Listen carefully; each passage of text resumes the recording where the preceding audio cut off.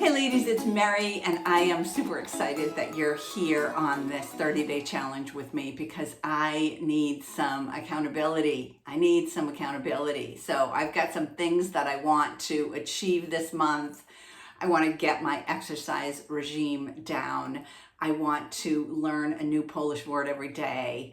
I really need to start studying for my Polish driver's license, and I want to stop fidgeting. I don't know where this is coming from, but it's got to stop. Anyway, I hope that you have gone ahead and downloaded the 30-day challenge sheet if you need it. But I do recommend, even if you decide not to download it, I really recommend that you track what you're doing every day. Because you know what? We will let ourselves down all day long. But if we've got something that's holding us accountable, whether it's a piece of paper, another person, a group of people, your mom, your husband, your spouse, your best girlfriend, like whoever it is that is holding you accountable, we'll let ourselves down all day long because it's easy. We want to nurture somebody else. We don't really know what it's like to nurture ourselves. So we're going to learn about that on this next 30 days because I want some clarity. I want to gain conviction. I want to absorb myself and what I'm about. I want to do a little bit of self-discovery in this 30 days. Also, I created the Who Is She journal. It's an 8-page journal. If you've downloaded it, super. If you haven't, I'll put the link in. I'll put the link over here as well so that you can go ahead and download it. This is the thing. Life is spinning very fast. There's a lot going on. Most of it not so positive. There's a lot of noise out there. In order to create movement, create anything, new positive habits, there are things that you have to do to overcome what we as humans do naturally, which is nurture others and just live our life on autopilot. Life just flows that way, right? We don't have to think, nor do we grow generally. So downloading the Who Is She journal will kind of walk you through a process. I advise you not to take it on all at once. Take one question a day. There are 12 questions in there to answer. Take one question a day, a couple a week, just so that you can really take your thoughts to another level. Non-judgmental. Like no shame talking, no guilt, no nothing. It's for your eyes only. You're welcome to share some of your thoughts with me if you'd like. I hold them very near and dear. But I also made the journal so that the cover and I think page 7 of the journal is coloring pages. Because this is what I know. It's hard to sit still and work on us. It's hard to come to clarity. It's hard to gain momentum on movement. And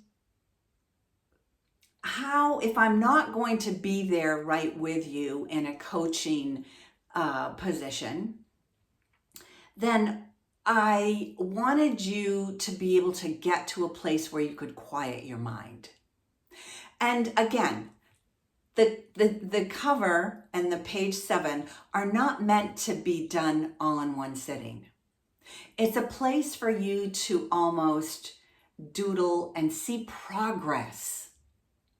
Because once we begin to see progress in anything, then we're going to pay more attention to it. And I just want you to pay more attention to you for the next 30 days. I'm going to be right there with you. I'm doing things that are uncomfortable for me. I am not going to shame myself or do any negative self-talk about, what I'm doing or not doing. This is a way, this is a place, it's a 30 days for me and hopefully you to be able to track and see where it is that life can take you and where it is that life will derail you. So I'm glad that you're here. I'm super excited to do this with you. I'm glad that you're joining along. It doesn't matter if you're doing it live with me in the month of September in the year of 2025, or if you're doing this at another time that might be more apropos to what you're going through in your life. It doesn't matter. A 30-day challenge will always challenge you and will be your FFT, which is, my saying from Brene Brown, which is our fucking first time is always the hardest. And when we are challenging ourselves in 30 days, it is getting through the first day, the first week, then that second week, it's gaining that momentum and being able to see it so that you can look at that FFT and go, man, I did it. I can do hard things, and so can you. So I'm super glad that you're here. Go ahead and grab those downloads if you haven't already, and let's get to it, ladies.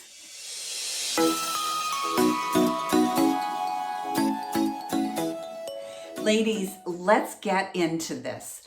Let's start on the workbook today so that we can use this as a stepping stone for this month, for this year, because this is going to be a great year. I'm going from 69 to 70 in this year-long process. I hope that you'll join me in whatever your unfolding is about to be. So let's get into what this workbook is all about. I created these questions for this first 30 days to kind of set me up, hopefully set me up for success, set me up for something new, set me up for just this unfolding of being okay with not knowing. Like, I have a path. I have a vision, me and my vision boards, and I'll share those with you throughout the process. But I wanted a way for me to do this gracefully or with ease and grace, as it's not really my style. I hope that, I don't know, maybe some of you can agree with me. So let's get into what these questions are and what you might think of in what the questions might mean for you. Because it's going to be different for everybody. Just because it means something for me doesn't mean that it's going to have the same meaning for you. We each are unique individuals. We each have our strengths and weaknesses that we're working with, and this is all about you. I'll share what my thought process is, and maybe that will spur you on to your own self-discovery.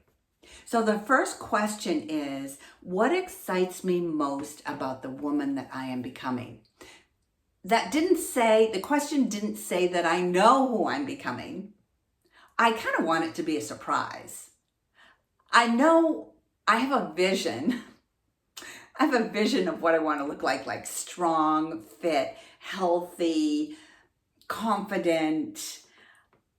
I have a vision. But I don't really have what the end result is going to look like. I mean, maybe I could ask AI and it would come up with this vision. I mean, maybe I might try that actually. But it's not like I've got an answer. I just want to discover what 70 is going to look like. So what excites me most about the woman that I am becoming? For me, it's about movement. It's making sure that I'm learning and being able to grow in this age of technology, to stay up with things, to not get left behind. I think that when I hear women say that are older, when I hear women say that they feel invisible, for me, that is, when I feel that way, then that's on me. If, for instance, I think a lot of times, this is in my situation, a lot of times my daughters don't want to hear my stories.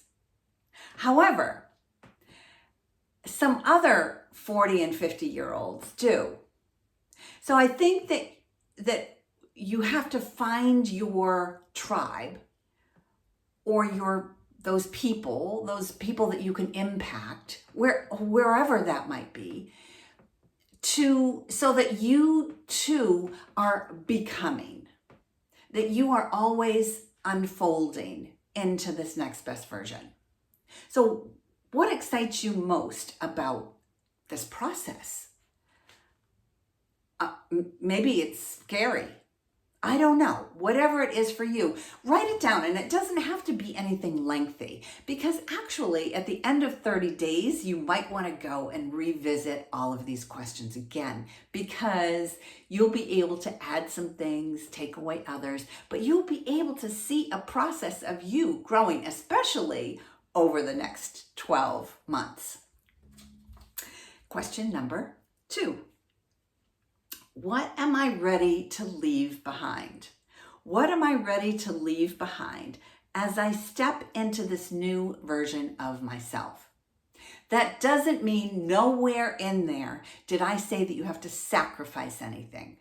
Sacrifice isn't a word that we associate with in a positive way.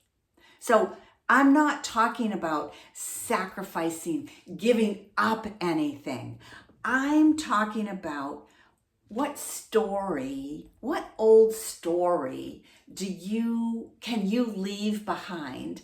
Take the lesson that story or that instance, that event taught you. Take the lesson and bring that with you, but leave the story behind.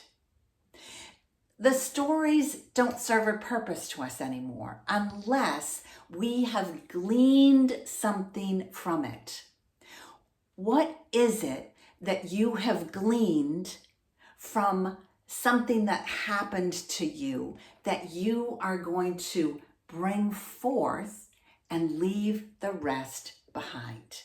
It's time, ladies, to leave the stories behind. We have lessons. There are lessons there that are going to keep coming back over and over and over again until we learn them, until we own them.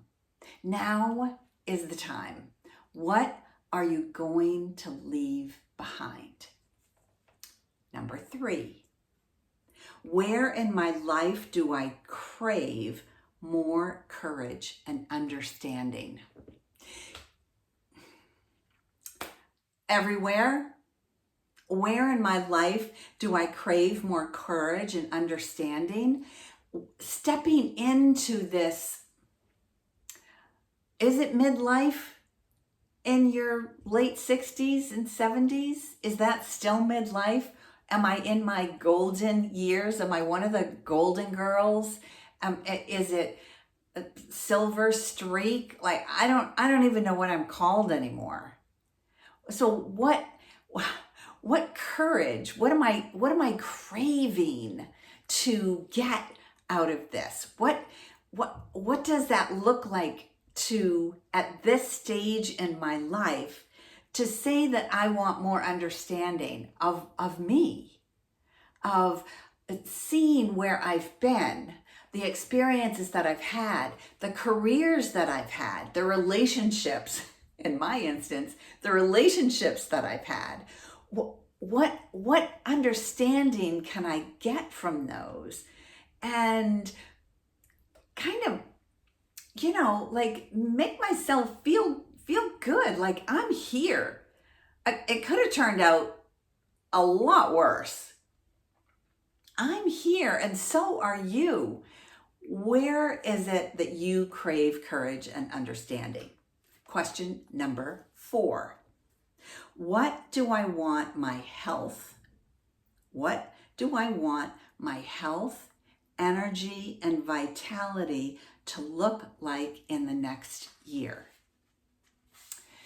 You know, what I find is that as we grow older, the conversation goes from family, career, relationships. The conversation then switches to aches and pains.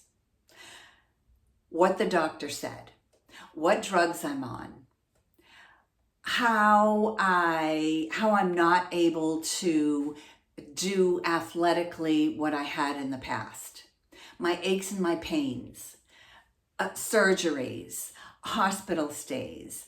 That's what the new conversation is. And that has got to stop, because that doesn't serve anybody ever, unless you're seeking some understanding or some information. Other than that, the conversation about health, energy, and vitality should be just that. I am working toward a more healthy relationship with myself, a more healthy relationship with my body, a more healthy relationship with my mind. This is the conversation that we need to be having. What do I want my health, energy, and vitality to look like in the coming year? Number 5. What do I want to be remembered for at this stage of my life? I didn't say what's on your tombstone. You know, there's a lot of programs out there that ask you at the end of the program to write, you know, what's on your tombstone. What do you want to be remembered by at this stage in your life? You know, I could be remembered by walking around like a little old lady that's got her head hung down, that's talking about, oh, woe is me, and every bad thing that's ever happened to her in her life. Or I can walk around and be remembered by showing up as a bright, loving, nurturing, courageous, bold, brave woman that is inspiring others, or that is uplifting others, or that is standing side by side with others. What is it? What is this process of what you want to be remembered by? Like right now, today. So if you were to answer that question today, what do you want people to remember you by? When you walk into the room, what do you want people to remember you by? When you leave, you walk into the room and people go, oh, she's here. What are they saying? And when you leave the room, what are they talking about? You're the one that gets to show up in a way that people can have the conversation about you that you want. Number 6. How do I define freedom right now? Now, at this stage in my life, I want to be able to define freedom. I've done the stuff. I've done the child rearing, the career growth. I've done that. Now it's layering in what is freedom to me. Freedom to me is having this body carry me through my day. Freedom to me is freedom of movement. It's freedom to love who I want to love. It's freedom to teach and inspire what comes natural to me, what's inside of me. What is freedom? What does freedom mean for you right now? And how would you define that in your life? Question number 7. What new experiences do I want to have this year? Like lots. I could fill pages and pages of things. And I know 365 days is going to go fast, ladies. It goes fast. Look at where we are right now already. It's gone by so fast. What new experiences do I want to have this year? Meaning not this year to the end of the year. I mean this next 365 days. What new experiences do you want to have? And don't like, oh, I can't afford that, or don't like that. This is not the time. Just write it down. Okay. Question number 8. What does self-love mean to me at this age? And self-love isn't, I'm going to get a massage, or I'm going to get a manicure. Self-love in this situation of where I'm trying to get myself and where I'm trying to lead you is, what do you say to yourself when you look in the mirror? Just start there.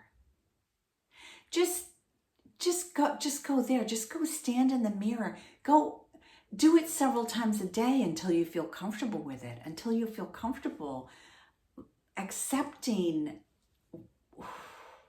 who you are with all of this. with the wrinkles and the age spots and the hair and self-love to me is accepting. Maybe I should change that word from self-love to accepting. What does accepting yourself mean to me or you at this age? How can you accept yourself for who you are, like where you are right now, with all the bumps and bruises? Go to the mirror. For those of you that follow me, I talk about the mirror all the time. Question number 9. Where in my life do I still hold myself back? Seriously, ladies. We all want to be loved and liked and appreciated. That doesn't mean that we have to be less than. It doesn't mean that we can't share what's on our mind. Well, I'm not in a hurtful way, but where in my life am I still holding myself back? It could be because you're embarrassed to try something new. You're embarrassed to fail. I always say fail forward. If you're not failing forward, you're not moving. You're not learning. You're not growing. Go fail at something. Oh, there you go. When you get to question number 9, go fail at something. That's where you'll see where you're holding yourself back. Question number 10. Who inspires me at my age and why? I will tell you, there's a lot of TikTokers out there, influencers, Instagram, all of it. But who inspires me at my age is women that have been through it, have been dragged through the mud and have shown up time and time again.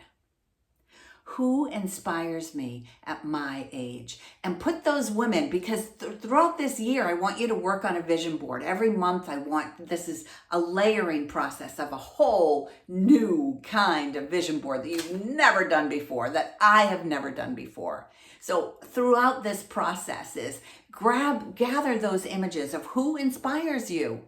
We want those women, those people, on our vision board. We want to emulate what they are doing, where they are growing and going. Who inspires you at my age and why? Question number 11. If I could choose one word to define myself, what would it be? If I could use one word to define myself, what would it be? Not how somebody else is defining you. That doesn't serve a purpose here. How do you want to define you? And maybe you're not there yet. Maybe it's a word that you want to, because you've got 12 months, even though we're in the first 30 days, you've got 12 months. So if you could choose one word to define yourself at the end of 12 months, what might that word be that isn't today? You're not there yet, but you can see that if you are consistently growing throughout this next 365 days, you're not going to be the same. First of all, let's face it, you're not going to be the same person. You're not going to be the person that's sitting with me right here, right now. It's not possible. So if you could take a look at thinking about these questions about what if, what's the word that might come out, and write a word now, and then over this process, you can see how that word might change, because we're not static. If we're static, we're not growing. If we've got just like our bank account, if we've got our money in a non-interest bearing account, we're actually losing money. So where are you losing yourself? How can you define yourself? What word would you define yourself by now? And then how at the end of 12 months, we're going to go through this process again. And how would you define yourself then? You're not going to be the same person. The last question. Who is she becoming? And you may not have the answer for this now. And it's not meant to be. You're not meant to do these questions all in one day. I don't advise it. It's too exhausting. It's too overwhelming. It's too emotional. You want to let this unfold with ease and grace. Who is she becoming? And download this video so that you can go back to these explanations or these suggestions about what these questions might mean for you. And come back here often so that you can always be in this growth phase of what else is out there for me? Who is this woman that I'm looking at in the mirror? And what is she going to look like a year from now? How is this process of gaining clarity and conviction and trusting? How can you trust yourself that you do have the answers? You do have the answers. It's just going to take a little bit of digging to bring them on out and let them grow. I hope this helps in you going through the who is she becoming process over this next 30 days, this next year, this next month, whatever it is for you. I hope this was helpful. Let me know, send me a message in the comments. On Facebook, I'm going to be posting a daily post or image about something to think about for that day, for this next 30 days. So go ahead and follow along there. Again, share this with another woman because you know she's out there and she's looking for somebody like you. All right?